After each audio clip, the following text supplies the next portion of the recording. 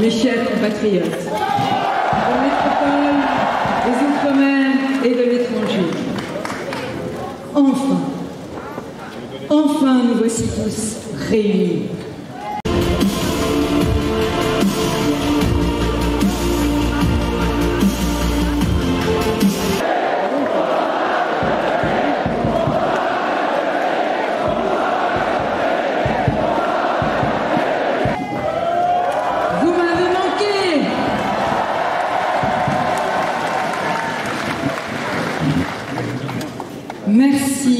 Merci à la magnifique équipe de France qui m'accompagne.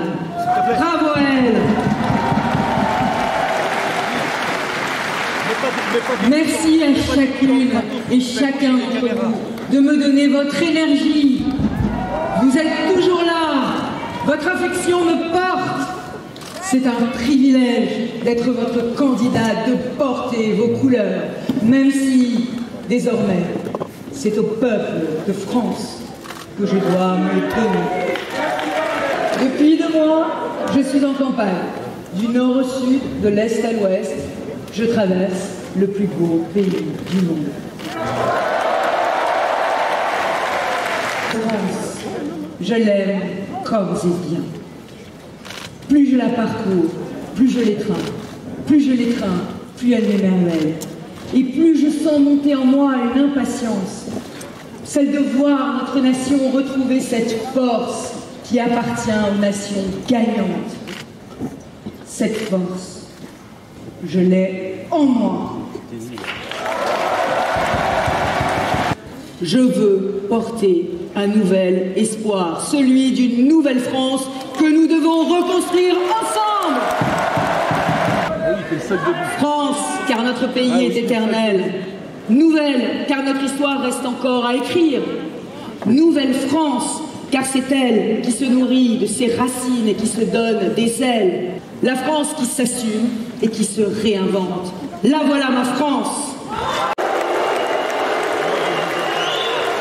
Je l'accuse d'avoir racialisé la question des banlieues. Je l'accuse de vouloir déconstruire notre histoire. Je l'accuse d'avoir nié l'existence de la culture française.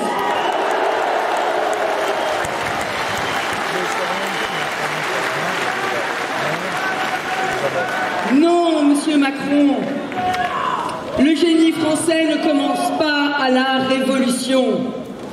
Et oui, je veux Molière au Panthéon, car il est pour moi le visage de la France qui salue l'humanité d'un grand rire. Oui, Molière. Molière, c'est l'esprit français. Oui, monsieur Molière au Panthéon. Et avec lui, Sganarelle, Scapin et Célimène. Unique, magnifique, inspirant. L'écologie s'est imposée à moi il y a longtemps. Pour une raison simple, qui aime son pays le protège, il le transmet comme on transmet un trésor. Nous empruntons notre planète à nos enfants et aujourd'hui, nous leur devons d'être à la hauteur de l'urgence climatique et ce n'est pas le cas. Je suis patriote et européenne, mais je refuse une Europe impuissante. Je refuse une Europe fédérale qui diluerait notre identité et déclencherait de nouveaux Brexit. Je veux une Europe stratège qui respecte les États et fasse entendre une voix puissante dans le monde. Une Europe qui ne soit pas otage des GAFAM, une Europe qui défend sa civilisation.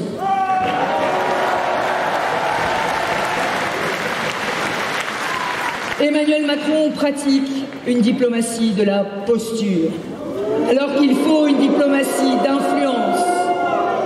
d'influence, pas d'arrogance. À ce jeu, les grands gagnants ont toujours été les Allemands et les Britanniques. Oui, Angela Merkel, Margaret Thatcher, 2 femmes, ont toujours protégé leur peuple, elles ont défendu leurs intérêts. Moi aussi, présidente de la République, protégerai notre industrie. Je veux une vraie taxe carbone à nos frontières. Je dis bien une vraie. Une taxe sur tous les produits qui ne respectent pas nos normes environnementales. Et je défendrai notre énergie nucléaire, sans laquelle il sera impossible d'atteindre la neutralité carbone en 2050. Cette énergie nucléaire que nous avons forcé Emmanuel Macron à redécouvrir aujourd'hui après la faute de la fermeture de Fessenheim.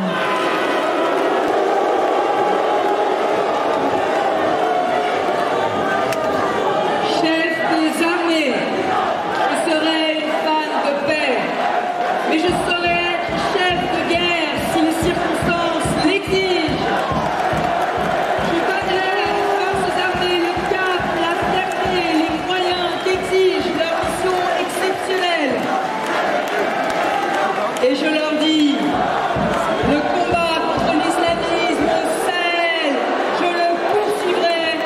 La mission n'est pas. Dans notre souveraineté, tout part du peuple et tout lui revient. Alors, je donnerai la parole au peuple de France. Trop souvent, il se sent bâillonné, il se sent méprisé. Quand les Français réclament la diminution de l'immigration, quand ils demandent le retour à l'ordre, quand ils réclament une France une et indivisible, nous devons leur donner le pouvoir de décider.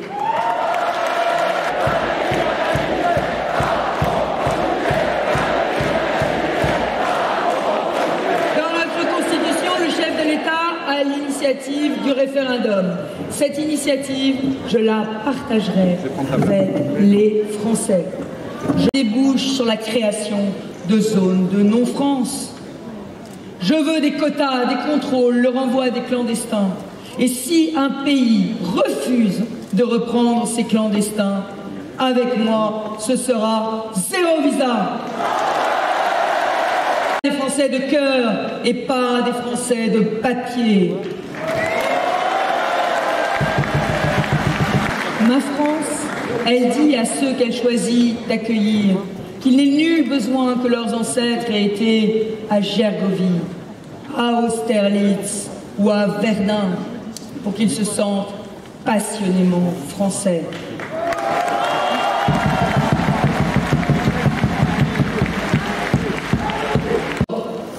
Je veux la France en ordre, car je veux la France de la concorde. Mais aussi ordre dans la rue, ordre à l'école. Une France en désordre, c'est quand la loi des bandes, la loi du plus fort se substitue aux lois de la République. Car oui, nous en sommes là. Ce sont ces checkpoints à l'entrée de certains quartiers, ces tirs de mortier dans les rues, ces enseignants frappés en pleine classe, ces jeunes filles harcelées qui n'osent plus porter des jupes pour ne pas subir l'injure. Je serai toujours à leur côté. Je ne veux plus qu'aucun Français, aucune Française ne baisse les yeux, ne rase les murs. Je serai implacable contre tous ceux qui s'attaquent à la République. Parmi eux, les prêcheurs de haine de l'islamisme, ce nouveau totalitarisme. Il veut détruire ce que nous sommes. Et c'est pour cela que nous nous battrons pour la laïcité. Contre ceux qui veulent imposer la charia au-dessus de nos lois, je réaffirme que la loi de la République est au-dessus de la foi. Et dans la Constitution, nous inscrirons que nul ne peut se prévaloir de son origine ou de sa religion pour s'exonérer de la loi commune. Mais l'interdiction de la burqa dans l'espace public. Nous avons été les lanceurs d'alerte de la laïcité. En Île-de-France, j'ai imposé à toutes les associations qui réclament du financement la signature de la première charte de la laïcité. Pas 1 euro d'argent public pour les ennemis de la République. Reconstruire. Il faut reconstruire l'école. L'école est la fabrique de la France. Elle est aujourd'hui en s'ouvrir, ouvrons les yeux. Nous sommes devenus une nation de l'immobilité sociale et de profondes inégalités scolaires. Il faut 6 générations à un enfant d'ouvrier pour devenir cadre. Français, vous qui croyez à l'école de la République, indignez-vous. Levez-vous pour notre école, parce que c'est l'avenir de nos enfants. Nous allons construire la nation éducative, celle du respect du professeur, celle de l'exigence, celle de l'égalité des chances. Chaque enfant a en lui un talent qui nous appartient de révéler, une étoile qui peut briller. Alors oui, le français, les mathématiques seront les 2 grandes causes éducatives de mon quinquennat. Car il n'y a pas de cause plus noble que de transmettre les lumières du savoir. Et en disant cela, je pense à Samuel Paty. Mes chers compatriotes, nous allons également reconstruire notre modèle de soins, car jamais je ne me résignerai à assister impuissant à la dégradation de notre système de santé. Lui aussi faisait notre fierté. Il incarne la solidarité nationale et notre foi indéfectible dans le progrès. Pourtant, notre hôpital est à bout de souffle, tenu à bout de bras par des soignants héroïques. 5 millions de Français vivent sans médecin traitant. Il ne suffit pas de mettre la main au portefeuille pour réconforter nos soignants. Il faut les toucher au cœur, redonner du sens à leur métier. Il faut les considérer.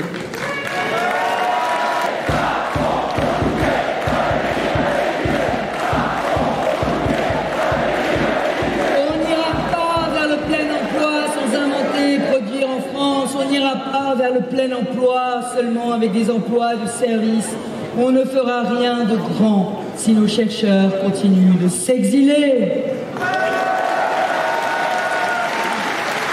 Je crois à l'initiative, à ces étincelles qui sortent des sentiers battus.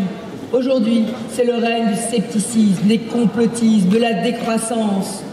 Le parti de la décroissance est le parti de l'ignorance. Moi, je crois au progrès. Un progrès qui n'est pas l'ennemi de l'écologie, bien au contraire. Je veux reconstruire la France de l'innovation, pas la France de la précaution. Respectueuse de l'homme et de la planète, une nouvelle croissance pour le plein emploi.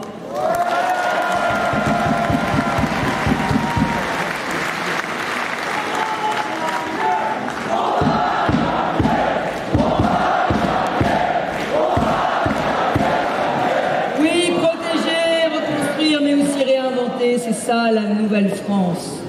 Oui, mes chers compatriotes, la France de 2030 ne sera pas celle de 2022, parce qu'après la crise Covid, plus rien ne sera comme avant. Parce que les Français ont changé, et avec eux leurs aspirations.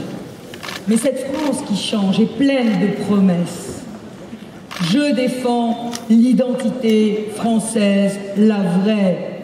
Car la France n'est pas une nostalgie, c'est une énergie. Être français, ce n'est pas se résigner, c'est se relever. Ce qui a été fissuré peut être rebâti, ce qui est dépassé doit être réinventé. Je ferai éclore cette France nouvelle et avec elle cette créativité, ce génie français qui ont toujours fait notre grandeur. Je veux une société française libérée. Est une Marianne en corset. Une Marianne qui essaye de garder sa prestance, mais qui n'arrive plus à respirer. Je veux une société qui donne sa force aux créateurs, aux entrepreneurs, aux courageux qui s'engagent pour vivre à fond le rêve français.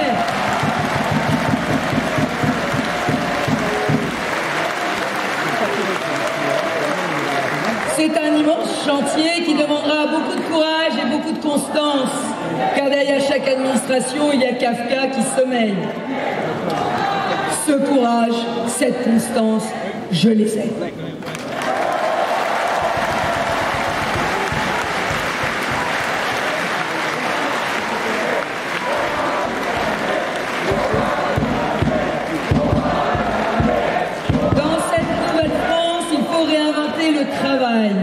lui donner du sens et de la reconnaissance.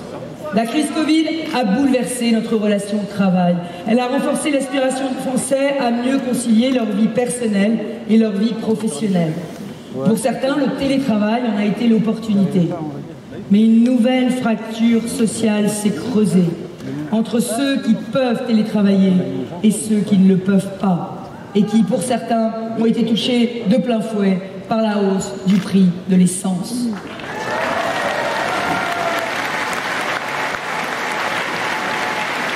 Avec le retour de l'inflation, trop de Français comptent à l'euro près dès le 10 du mois, quand les factures ont été payées.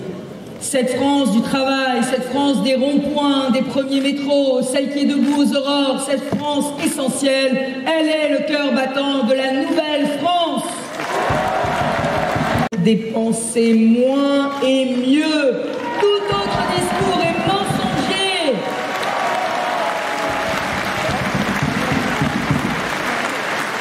Un pays surendetté est un pays économiquement faible, socialement suicidaire.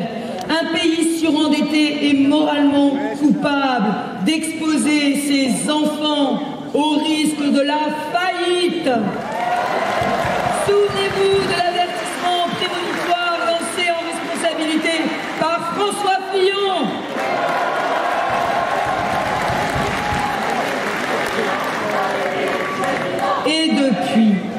Et depuis, 1000 milliards de dettes de plus en 10 ans. Un quart dû à la crise Covid. Le reste, c'est de la fuite en avant.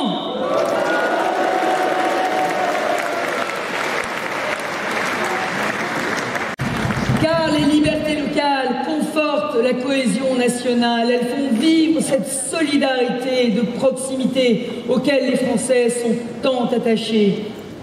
Avec eux, je porterai une grande décentralisation, celle de la simplification et du bon sens.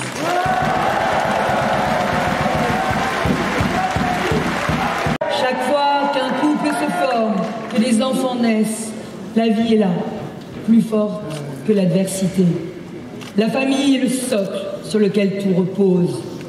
La famille, c'est le lieu de la transmission et des valeurs, le partage, l'honnêteté, le civisme. Elle protège des accidents de la vie. Et puis elle apporte cette tendresse dont sont privés tant de nos concitoyens frappés par la solitude. Je serai la candidate des familles et je sens bien que je serai la seule.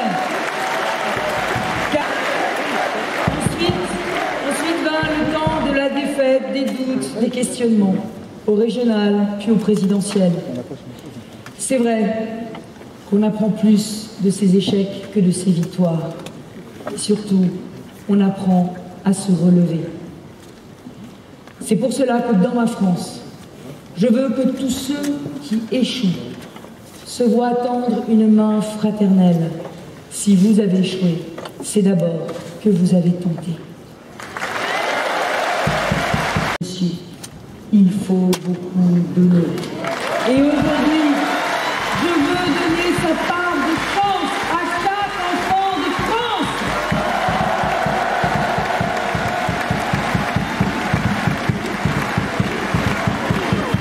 Je vous aiderai à prendre votre envol.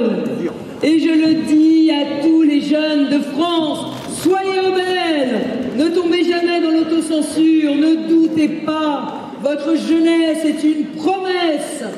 Battez-vous pour avoir cette chance d'avoir 20 ans dans un pays libre et encore puissant. Soyez la génération tricolore, fraternelle et audacieuse. Celle qui file vers de nouvelles espérances. Celle qui éveille nos consciences et qui se bat pour sauver la planète. Celle qui part à l'assaut du monde en maîtrisant tous les langages. Vous êtes la France de demain. Cette nouvelle France, elle est pour vous.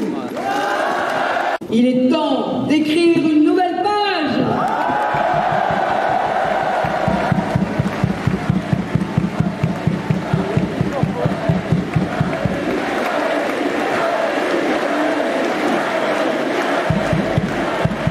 Il nous reste